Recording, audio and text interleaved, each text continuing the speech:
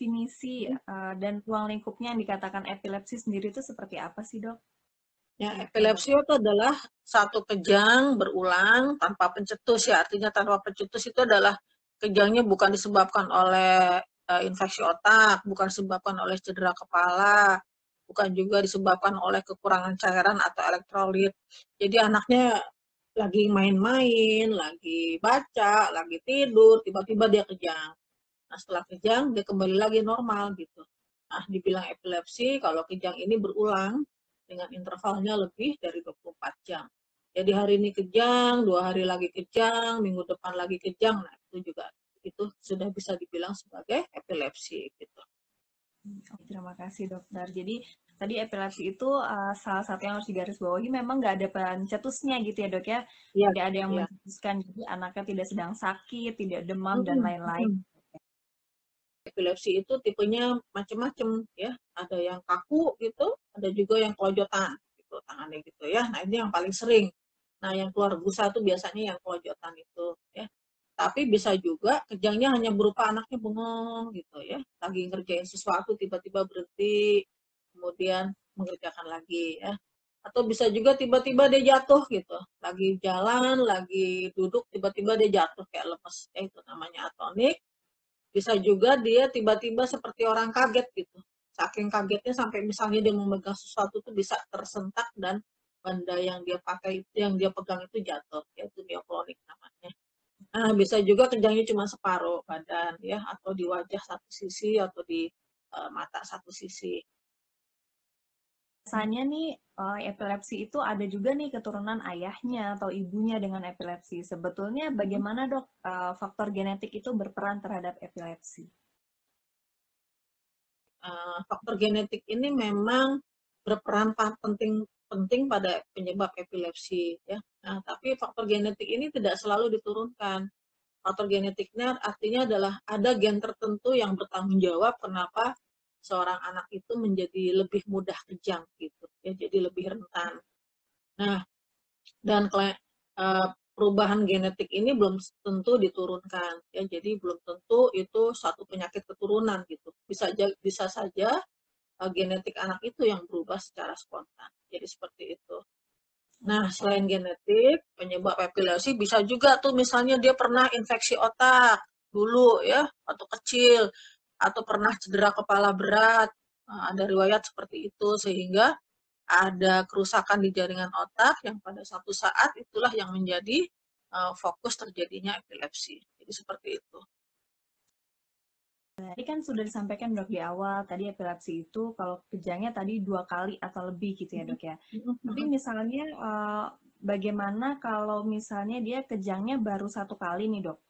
Tapi misalnya 1 kali itu durasinya lama, kemudian langsung dilakukan pemeriksaan EEG dan lain sebagainya. Kemudian mungkin nggak sih dok dengan kejang 1 kali itu, 1 kali pemeriksaan sudah bisa diketahui anak ini epilepsi atau tidak gitu. Nah, jadi kalau kejangnya baru sekali, tanpa pencetus itu tadi ya, kita bilang kan first unprovoked seizures. Walaupun itu terjadi berulang kali, tetapi kalau masih dalam satu episode 24 jam, itu tetap kita bilang dia first unprovoked seizure. Nah, pada kejang-kejang seperti ini, kita memang melakukan pemeriksaan EEG juga, sama seperti pada epilepsi. Nah, kalau di EEG itu memang jelas ada kelainan, ya memang ada jelas gelombang kejangnya, maka kita sudah anggap dia sebagai epilepsi dan diobati. Nah, karena pada jenis-jenis epilepsi tertentu seperti misalnya absans itu ya, epilepsi absans yang bengong, itu bisa aja orang tua hanya melihat sepertinya baru sekali, padahal sebetulnya sudah sering dan itu terlihat di EEG. Jadi gitu. Jadi kalau EEG-nya jelas ada kelainan, nah kita obati sebagai epilepsi. Oke, baik. Tadi kalau bicara tentang EEG dok, kalau misalnya kejangnya itu sudah 2 kali atau lebih, tetapi ada nih dok, misalnya kasusnya Moms and Dad yang bertanya EEG-nya itu normal dok, tetapi kejangnya lebih dari 2 kali tanpa pencetus, apakah itu juga disebut sebagai epilepsi dokter? Ya, itu disebut juga sebagai epilepsi ya, karena EEG itu kalau pas lagi dilakukan perekaman memang nggak kejang ya bisa aja normal gitu ya. Atau jarak melakukan EEG-nya udah lama, misalnya kejangnya hari ini tapi dilakukan EEG-nya 1 minggu lagi atau 1 bulan lagi, nah itu kemungkinan besar sih normal ya. Jadi epilepsi itu adalah diagnosis klinis sebetulnya. Ya. Jadi kalau sudah memenuhi kriteria kejang berulang tanpa pencetus itu tadi lebih dari 24 jam, maka kita sudah bisa tegakkan itu epilepsi. Gitu.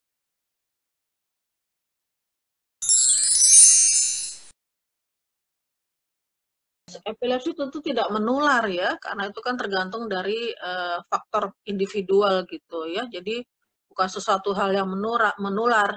Dia mengeluarkan air liur atau berbusa karena kalau dalam keadaan normal kan kalau ada ludah di mulut kita, kita otomatis akan menelan. Nah, pada anak yang kejang itu pada saat kejang kan dia nggak bisa menelan ludahnya sendiri. Nah, itulah makanya terkumpul. Nah, ketika dia hampir selesai kejang atau sudah selesai kejang, maka ludah tersebut akan keluar. Nah, itulah yang dilihat orang sebagai air liurnya keluar, berbusa, dan sebagainya. Gitu. Nah, Oke, jadi tidak perlu takut ya dok ya, ya, tidak menular apalagi dengan air liurnya tadi ya dok ya. mm-mm. Oke, ini mungkin mudah-mudahan udah semakin jelas ya Mom Sendet ya, karena banyak sekali mitosnya nih dok kalau epilepsi itu menular sehingga tidak usah dideketin gitu ya, malah malah jadinya persepsinya ya dok. Nah, bicara tata laksana tadi dok, untuk kedepannya nih pasien anak yang sudah didiagnosa epilepsi, berapa lama sih dok harus melakukan pengobatan epilepsi atau minum obat epilepsi itu sampai kapan? Nah, terapi epilepsi ini atau minum obat itu targetnya adalah mencapai bebas kejang ya. Nah, kalau sudah bebas kejang 2 tahun, maka kita lakukan pemeriksaan EEG ulang ya. Kalau sudah normal, maka obat tersebut kita turunkan secara bertahap. Kalau satu obat sih rata-rata 3-4 bulan kita turunkan bertahap dan stop ya. Tapi misalnya EEG-nya masih tidak normal, maka kita teruskan pengobatannya sampai 3 tahun bebas kejang gitu. Nah, kalau sudah 3 tahun bebas kejang, kita EEG ulang tuh. Kalaupun masih tidak normal, tapi dia sudah bebas kejang 3 tahun, tetap kita coba untuk turunkan perlahan dan di stop. Gitu. Jadi seperti itu. Nah, jadi orang tua sering lupa. Jadi dia pikir minum obatnya 2 tahun, sampai kapan minum obat? Bukan minum obat 2 tahun, bukan sampai anaknya umur 2 tahun, tetapi bebas kejang 2 tahun. Jadi seperti itu. Jadi bebas kejang ya dok ya yang dinilai Ya. untuk kita dapat menghentikan penggunaan obat tadi ya dok ya. Oke baik. Nah ini juga masalah obat nih agak banyak juga ya dok ya mitos-mitos yang ada di luaran nih. Mungkin Mom Sendet pernah juga nih dok ada yang punya pikiran kok obatnya diminum terus-menerus ya. Apakah itu nanti nggak bikin ketergantungan gitu dok. Jadi kok pasiennya harus selalu minum obat. Nah itu penjelasannya seperti apa itu dok? Nah, jadi kalau anak epilepsi itu kan tadi ya sel-sel sarafnya itu sangat peka terhadap kejang. Jadi ambang kejangnya itu rendah. Karena apa ya tadi? Karena faktor genetik itu tadi. Nah, obat itu adalah tujuannya untuk menstabilkan membran sel saraf itu tadi yang sangat peka ya. Nah, jadi obat epilepsi ini bukan termasuk golongan narkotik ya, bukan termasuk zat aditif. Jadi tidak menimbulkan ketergantungan. Tergantungan itu kan sifatnya kita membutuhkan obat lebih tinggi lagi baru berefek. Obat epilepsi tidak seperti itu gitu. Oke. Baik, jadi sifatnya untuk mengontrol gitu ya, Dok ya? Ya, mengontrol kejang. Oke.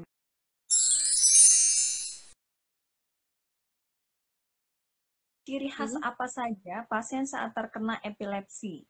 Kemudian bagaimana pertolongan pertama pada anak yang epilepsi?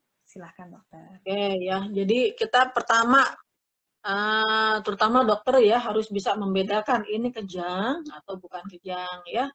Jadi biasanya kalau anak epilepsi itu dia kejangnya ya tiba-tiba tanpa ada apapun gitu ya. Nah, tapi pada beberapa anak yang kejangnya vokal, yang menjadi umum gitu ya, terutama pada anak besar itu ada namanya aura. Dia udah tahu tuh biasanya kalau dia mau kejang dia berasa pusing atau berasa melihat sesuatu atau berasa mendengar sesuatu. Nah, setelah itu baru dia ada episode kejang ya. Nah, tapi biasanya kalau pada anak kecil itu nggak ada gejala apapun tiba-tiba dia kejang ya. Nah, bedain dia kejang atau bukan kalau anak kejang umum itu tadi ya yang kaku atau kelojotan itu anaknya nggak sadar ya. Jadi ketika dia kejang dipanggil ditepuk pun dia tidak akan respon ya. Nah, setelah kejang baru dia dalam keadaan postiktal namanya. Nah, postiktal itu anak kelihatan bingung, mau ngomong tapi nggak bisa ngomong. Nah, setelah itu berlalu, baru dia merasa lemes. Nah, biasanya habis itu terutama kalau kejangnya lama, dia tidur tuh, ya. Jadi, seperti itu. Dan biasanya sebagian besar kejang ini hanya sebentar kok, beberapa detik sampai 1 sampai 2 menit gitu. Jadi sebetulnya nggak usah terlalu khawatir amat. Dan sebagian besar berhenti sendiri, ya. Nah, apa yang dilakukan kalau anak kita kejang, ya? Nah, pertama, jangan panik, ya. Kedua, jangan panik. Ketiga, jangan panik. Nah, Itu anak, sangat penting ya, ya dok ya. ya ini susah bener ini, nggak mau yakinkan para orang tua jangan panik, ya. Jadi anaknya dibaringkan, ya, di tempat yang aman, ya, jauhkan dari benda-benda yang berbahaya, kemudian dimiringkan. Nah, dimiringkan kan, terus supaya kalau ada ludah atau air liur itu bisa keluar, jadi anak nggak tersedak air ludahnya sendiri. Ketiga, jangan memasukkan apapun ke mulut anaknya, ya, nggak boleh. Tadi saya bilang sebagian besar kejang itu berhenti sendiri, jadi nggak usah panik, ya. Keempat, boleh ambil obat kejang yang persediaan, ya. Terus kelima, amatin kejangnya tuh bentuknya seperti apa, berapa lama, temani anak sampai kejangnya selesai, ya. Nah, kalau udah dilihat kok kejangnya lama nih, nggak seperti biasanya, ya, kok hampir 5 menit belum selesai, nah itu boleh dimasukin obat kejang yang lewat pantat itu, ya, maaf gitu. Jadi seperti itu, ya. Nah, seringnya sih sebentar banget gitu, jadi orang tuanya ngambil obat di lemari es gitu ya, atau di tempat obat, dia balik anaknya udah kejangnya udah berhenti. Nah, sebagian besar sih seperti itu, ya. Tungguin Oke. sampai anaknya benar-benar selesai kejangnya dan benar-benar sadar. Nah, itu yang harus dikerjakan. Baik, jadi jangan panik gitu ya dok ya. Ya, Karena kalau panik nanti banyak bingungnya, jadi malah ya, pertolongannya malah tidak sesuai. ya, Oke, kadang-kadang ada yang masukin apa segala, takut iya, lidahnya tergigit dan segala macam, itu tidak perlu ya, moms and dad. nggak perlu. Oke, Dengan baik. posisi kita memiringkan juga kemungkinan dia tergigit lidahnya sendiri itu juga enggak gitu, ya. Oke. Anak yang memiliki epilepsi atau terdiagnosa epilepsi, apakah boleh dok mengkonsumsi suplementasi penambah daya ingat agar mempertahankan memorinya? Bagaimana dokter? Ya, Silakan. sebetulnya sih secara sains suplementasi penambah daya ingat sih nggak ada, ya. Mungkin suplementasi mikronutrien seperti AADHA, zat besi dan sebagainya itu boleh-boleh aja, tetapi tentu itu bukan untuk suplemen penambah daya ingat sebetulnya, ya. Untuk meningkatkan daya ingat ya tadi mengkontrol kejang, dan kemudian ya anak harus kalau memang perlu terapi ya harus diterapi. Kalau memang anaknya normal nggak ada masalah perkembangan, kalau dia memang harus belajar ya belajar untuk meningkatkan memorinya seperti itu. Oke, baik. Anak saya kejang dan motoriknya sampai sekarang terhambat. Nah, apakah Hmm, setiap kejang itu mengganggu motoriknya, dok? Dan kalau sudah terlanjur, apa masih bisa diperbaiki? Gitu. Mungkin ya. usianya Nah, sudah cukup besar gitu, dok. Silahkan, dokter. ya, tentu tergantung dari satu tadi ya jenis epilepsinya. Nah, 20-30% tuh memang jenis epilepsi yang berat, ya. Jenis epilepsi yang seperti inilah yang akan mengganggu perkembangan, ya. Kedua adalah penyebab epilepsi itu sendiri, ya. Ada juga anak yang lahir dengan kelainan perkembangan otak, ya, misalnya hidrosefalus, misalnya juga ada kelainan bentuk otaknya. Nah, inilah yang membuat dia satu perkembangannya sudah terlambat, kedua kalau dia kena epilepsi juga kan dia menjadi lebih banyak kejang. Nah, itu makin memperberat lagi perkembangannya, termasuk perkembangan motorik gitu. Kan yang awal-awal akan terlihat dan terganggu adalah perkembangan motorik, kemudian bicara bahasa, baru kemudian yang kelihatan adalah kognitifnya atau kecerdasannya. Jadi seperti itu. Nah, tapi sebagian besar sebetulnya termasuk epilepsi yang idiopatik, ya, artinya yang anaknya juga baik-baik aja gitu, bisa sekolah normal, bisa berprestasi dan sebagainya. Jadi nggak usah kecil hati gitu, ya. Jadi begitu terdiagnosis ya kita harus minum obat dengan benar. Dan ada satu mitos juga nih yang mengatakan bahwa kalau minum obat epilepsi itu seumur hidup. Tentu tidak, ya. Tadi kan minum obatnya sampai 2 tahun bebas kejang. Oke, baik dokter. Ini menyambung pertanyaan yang tadi nih dok. Ada juga Mm-mm. yang bertanya, tadi kan mengenai gangguan motorik tadi ya dok. Ada juga yang bertanya, apakah anak epilepsi ini potensi lebih tinggi punya gangguan perilaku katanya dok. Katanya ada mitos pasien epilepsi itu nanti besarnya susah diatur, katanya dok, Hmm. tidak Hmm. taat dengan aturan dan lain sebagainya. Apakah betul itu Mm-mm. dok mitos? Ya tentu enggak ya, enggak semuanya gitu. Jadi tadi tergantung jenis epilepsinya. Ada yang memang disertai gangguan perkembangan dan akhirnya juga gangguan perilaku. Nah, tetapi pada anak-anak yang memang normal-normal aja, walaupun dia epilepsi tapi dia normal, nah ini tentu tidak berisiko mengalami problem perilaku.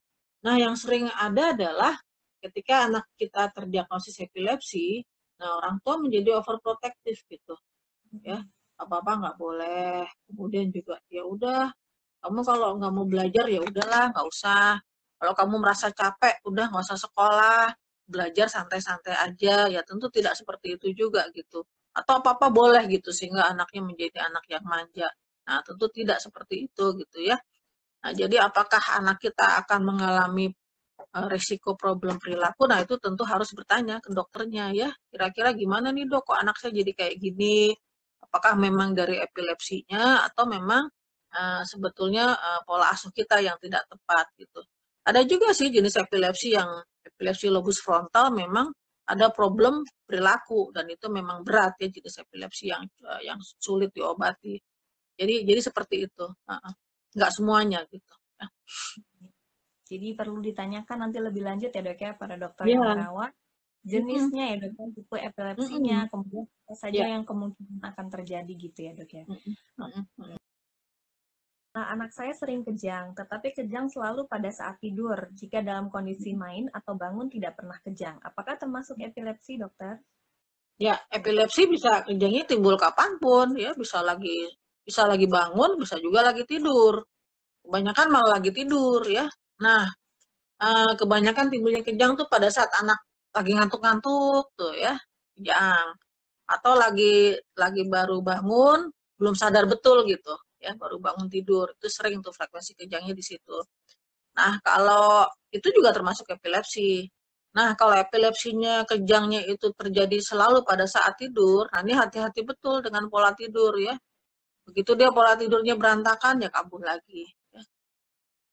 Dok, anak saya jika tidur sering sekali muncul hentakan di beberapa bagian tubuhnya, tapi kemudian tidur lagi, tidak sampai terbangun. Apakah itu termasuk kejang atau serangan dok? Silakan. Ya, kalau serangan kejang itu ya, kalau dia di sisi kiri ya udah sisi kiri aja. Kalau kanan ya kanan aja. Kalau dia kena kanan kiri ya dia kalau nggak kaku atau kelojotan gini kan. Nah, kalau dia gerakannya adalah ganti-ganti, entar kanan, entar kiri, dan timbulnya hanya pada saat dia tidur, itu kebanyakan bukan bukan kejang. Ya, itu hanya gerak pada saat dia tidur aja, yang biasa juga pada anak-anak ya. Nah, tetapi kalau memang kita belum yakin betul, ya kita boleh periksa EEG, ya. Lakukan pemeriksaan EEG, nah, kita tunggu sampai anaknya tidur, nah kita lihat pada saat gerakan-gerakan tersebut ada kelainan, ada gelombang kejangnya nggak di EEG. Kalau nggak ada, ya udah itu bukan kejang. Seperti Oh, itu. baik. Jadi harus dikonfirmasi ya dok ya, nanti kalau Ya, mau lebih jelas bisa lakukan nah, pemeriksaan. sekarang kan gampang ya, ada smartphone, di videoin aja tuh, Oh, videoin gerakannya, kirim ke dokter. Ini kejang oke, bukan dok? Gitu. oke, baik dokter. Anak saya epilepsi, katanya. Sudah menjalani pengobatan mulai usia 9 bulan, dokter. Sekarang usianya 21 bulan. Tetapi masih belum ada perubahan. Sehari masih 20 kali kejang. Nah, selanjutnya apa yang harus dilakukan ya, dok? Apakah termasuk yang bisa dioperasi? Oke, silahkan, Ya, dokter. ya tentu masih 20 kali kejang dalam sebulan ya masih masih banyak ya. Jadi tentu harus dilihat dulu obatnya, dievaluasi dulu. Kalau masih pakai satu obat tentu kita bisa tambahkan obat kedua dan dua-duanya kita maksimalkan dosisnya ya. Nah, setelah itu baru kita lihat nih kalau masih sering kemungkinan kan termasuk epilepsi yang berat ya. Nah, kita lihat lagi evaluasi EEG-nya, harus di MRI juga ya. Nah, kalau pada kelainan yang umum ya, misalnya kelainan di otaknya itu memang menyeluruh, bukan cuma di satu tempat aja ya, atau Baik. gelombang kejangnya itu banyak banget gitu, kanan kiri ada gitu, dan satu sama lain nggak nyambung gitu. Nah, pada kasus-kasus seperti itu tentu nggak bisa juga dioperasi ya. Bisa juga dioperasi tapi tujuannya hanya mengurangi frekuensi kejang. Jadi Baik. untuk kasus ibu ini ya harus dilihat dulu ya. Atau bisa juga opsi diet ketogenik. Nah, itu bisa dicoba. Ya, jadi seperti itu. Diet ketogeniknya juga sebaiknya tapi konsultasi dulu ya dok ya Oh iya, supaya tidak salah bu. Jadi diet ketogenik ini nggak sama-sama diet ketogenik untuk nurunin berat badan loh ya, jadi beda banget. Jadi bukan bukan kita juga yang nangani, tapi konsultan nutrisi anak. Karena ini adalah dia harus tinggi lemak ya, perbandingannya 3:1 sampai 4:1, jadi dan itu harus bertahap, harus diawasin betul gitu. Ya.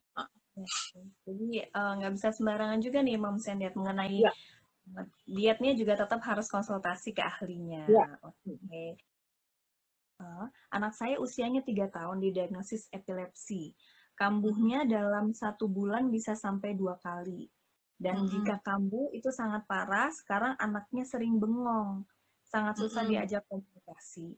Nah, ada tetangga yang bilang bahwa epilepsi bisa diobati dengan operasi. Apakah betul dok? Ada penanganan operasi Ya, untuk pasien epilepsi? Silakan dokter. ya, jadi gini, kalau sudah epilepsi gitu ya, terus dalam waktu 3-6 bulan ya atau kurang dari itu udah dikasih 2 macam obat, kejangnya belum terkontrol ya.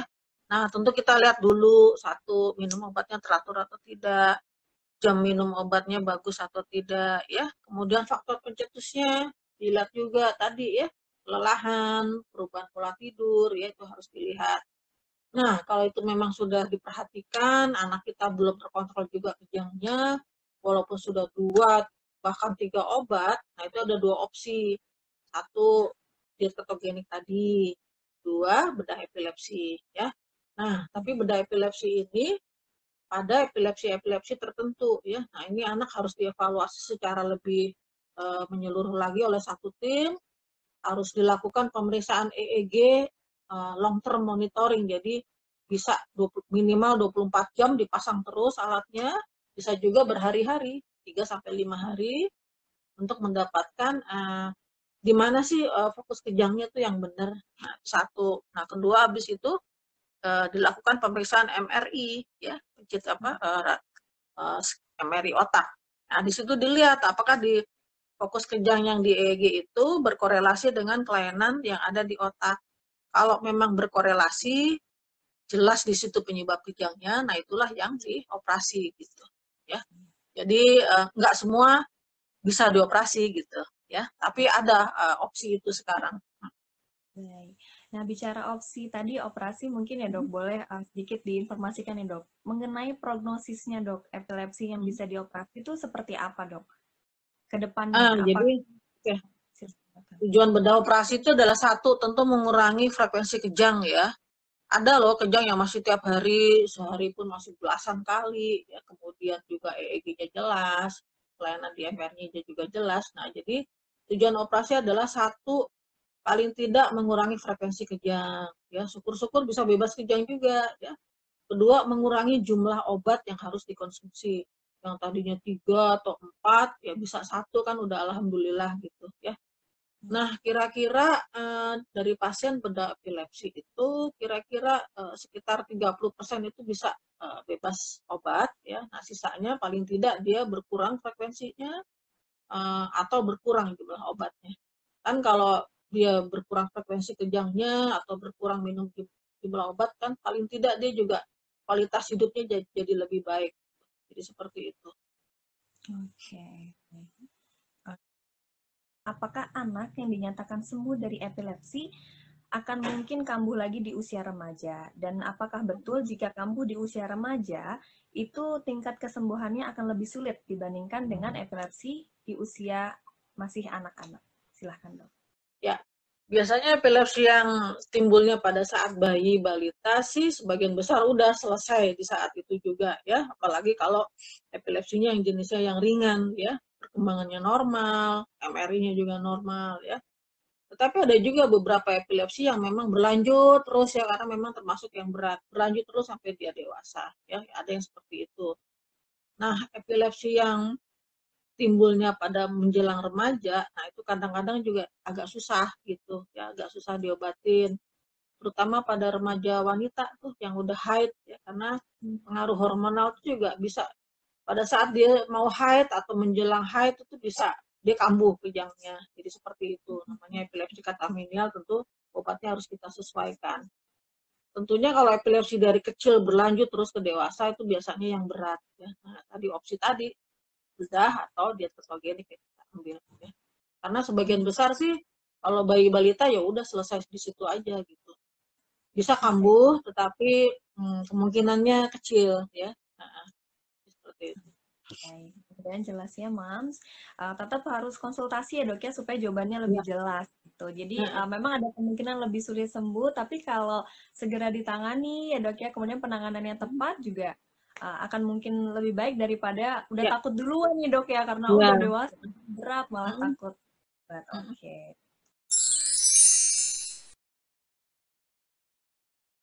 Banyak yang bilang kalau orang epilepsi jika tidak ditangani segera, itu memorinya akan terus kehilangan memori. Gitu. Apakah benar itu dokter? Silakan dok. Ya, ya benar, terutama hati-hati pada anak epilepsi yang masih bayi dan balita ya, terutama lagi di bawah 2 tahun.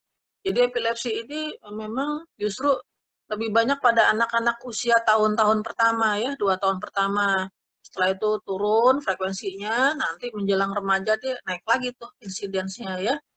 Nah, jadi kalau dia sering kejang atau kejangnya lama, atau memang jenis epilepsinya yang berat, atau memang ada kelainan perkembangan, nah itu juga bisa mengakibatkan perkembangannya terlambat gitu, termasuk memorinya, kepandaiannya ya.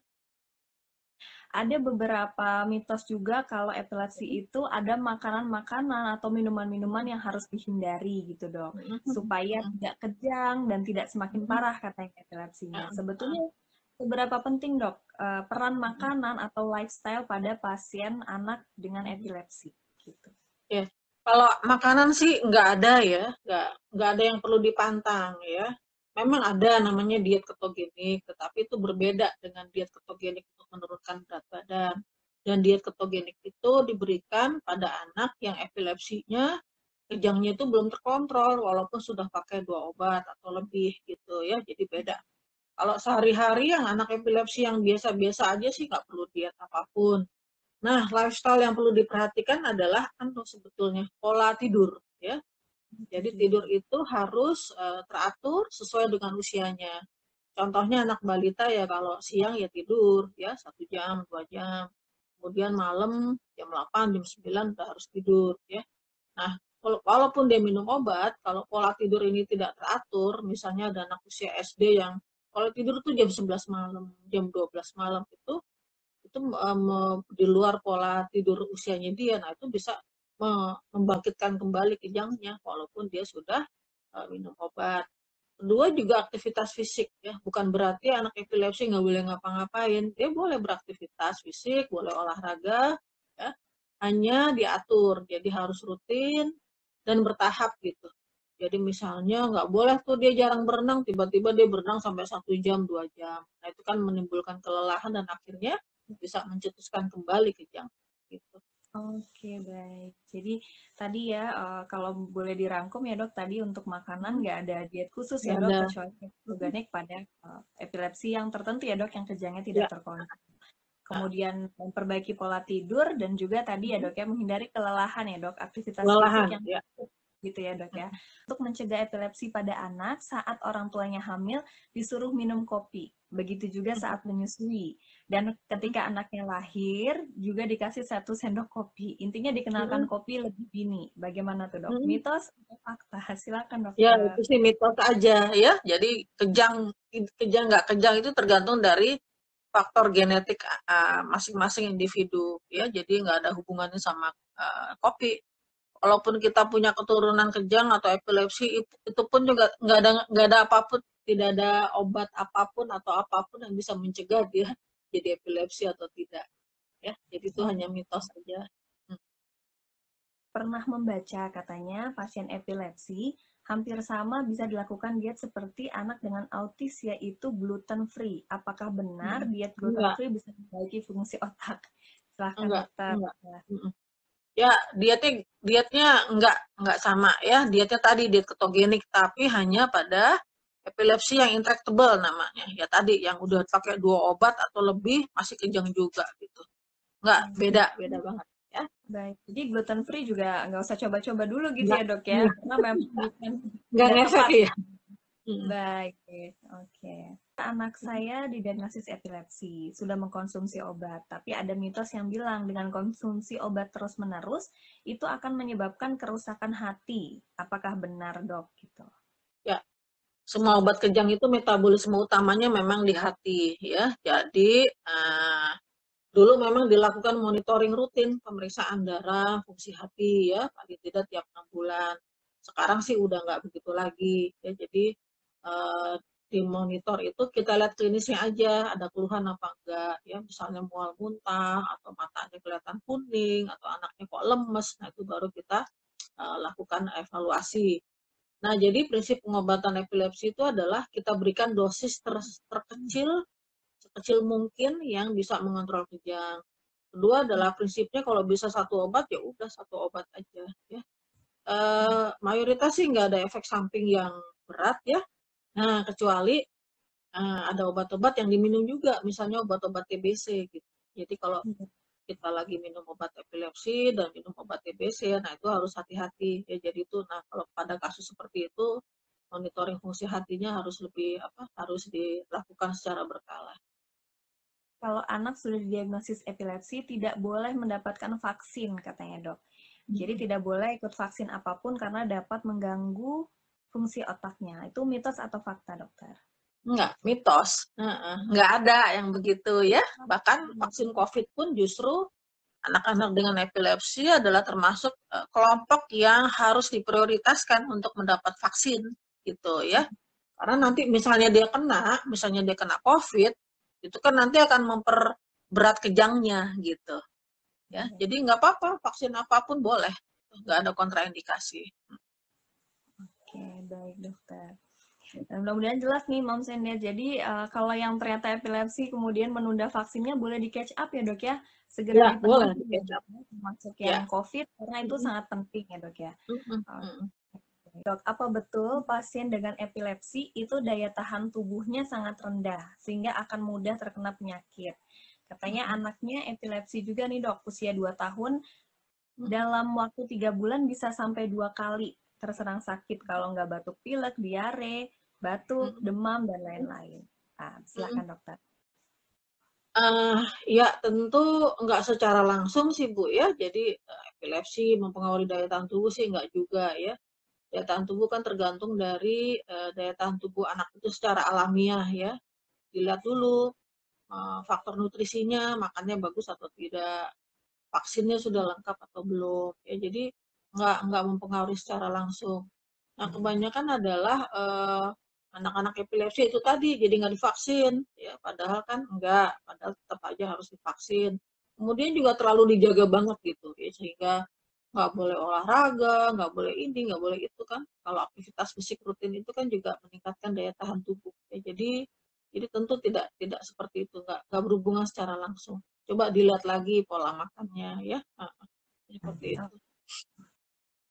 Oke. Dokter, ada mitos yang mengatakan kalau pasien sedang kejang atau epilepsi harus segera diduduk tegakkan. Katanya kalau tidak duduk tegakkan malah akan membahayakan paru-parunya. Wah, ini sebenarnya tadi udah sempat dijelaskan ya dok ya. Nah, saya mungkin boleh dijelasin lagi nih dok. Malah justru lebih bahaya kah kalau posisinya langsung ditegakkan gitu dokter? Silahkan dok. Ya, kalau kita posisinya didudukkan, kalau dia kejangnya adalah kelojotan, itu justru pada saat hentakan dia bisa terjatuh ke belakang, bisa terjadi trauma kepala malah ya. Nah, jadi yang paling benar adalah kita baringkan dia di tempat yang aman dan nyaman buat anaknya. ya di kasur ya di kasur gitu atau di lantai, nah, kemudian dimiringkan, udah itu aja posisinya ya. Jadi itulah posisi yang paling aman, jangan duduk, apalagi tetap berdiri ya. Kalau berdiri pasti dia pasti jatuh, karena kan nanti akan terbentur dia ke belakang, terjengkang ke belakang gitu ya. Boleh dokter mungkin disampaikan take home message atau mungkin hal-hal yang perlu nih dok diperhatikan oleh orang tua dalam mengawal anak-anaknya yang terdiagnosis epilepsi. Silahkan dokter. Oke, untuk masyarakat ya, untuk kita mengedukasi masyarakat, tolong diedukasi bahwa epilepsi ini bukan suatu hal yang memalukan ya, bukan penyakit menular, bukan penyakit keturunan, bukan suatu keadaan yang memberikan stigma negatif ya, tentu tidak ya. Jadi kita harus menerima anak dengan epilepsi ini adalah anak kita juga gitu ya, bagian dari kita yang harus kita support ya. Nah, untuk orang tua anak dengan epilepsi jangan putus asa ya. Jadi sebagian besar bisa diobati, sebagian besar bisa sembuh. Kalau sudah minum obat tentu harus teratur minum obat, konsultasi rutin ke dokternya, perhatikan faktor-faktor pencetusnya dan berdoa bahwa mudah-mudahan anak kita bisa sembuh gitu ya. Jadi seperti itu. Jadi jangan mencari-cari sendiri, tapi carilah profesional yang mengerti betul tentang epilepsi pada anak dan tanyalah sebanyak-banyaknya sampai kita tuh yakin gitu ya. Seperti itu. Baik, terima kasih dokter sudah jelas semuanya nih ya dok ya. Ya, ya. Sudah dimulai dari penjelasan sampai tadi cara mengontrol anak dengan epilepsi.